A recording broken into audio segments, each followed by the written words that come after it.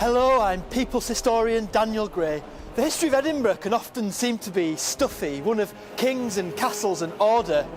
But scratch beneath the surface and you'll find rebellion, rioting. Where there are desperate people, there are desperate measures. Today, I want to tell you about a 200-year stretch of dissent. In the middle of the 18th century, whisky cost too much. It was highly taxed.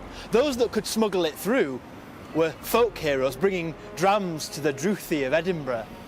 But they were also harshly punished when caught. Two such smugglers, Mr. Robertson and Mr. Wilson, were caught and sentenced to death. Wilson helped Robertson escape from a church service he was attending and he fled to the Netherlands. For his pains he was hanged here at the Grassmarket. The mob was furious. They pelted rocks at the hangman. Captain John Porteous, in charge of the Edinburgh Guard, demanded that his men fire into the air to disperse the crowd. But the bullets killed a number of people, from 6 to 16, according to a sign over there. It was a terrible episode. Porteous was put in prison and sentenced to death himself. As Porteous sat in his cell, a rumour swept across Edinburgh that he was to be pardoned and released.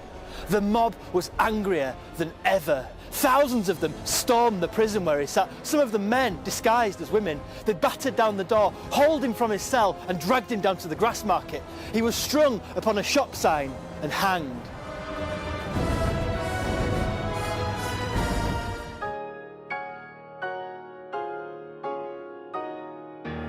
"60 odd years later, in 1800, it wasn't just whisky that was scarce, it was food too.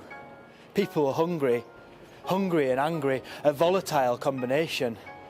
An empty stomach made an empty head think. Thoughts turned to getting food and passing it among the poor.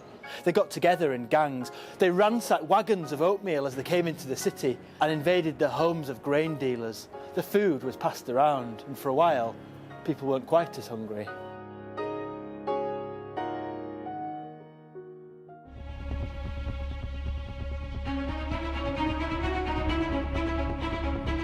These food riots happened in the narrow nooks and crannies beneath the castle.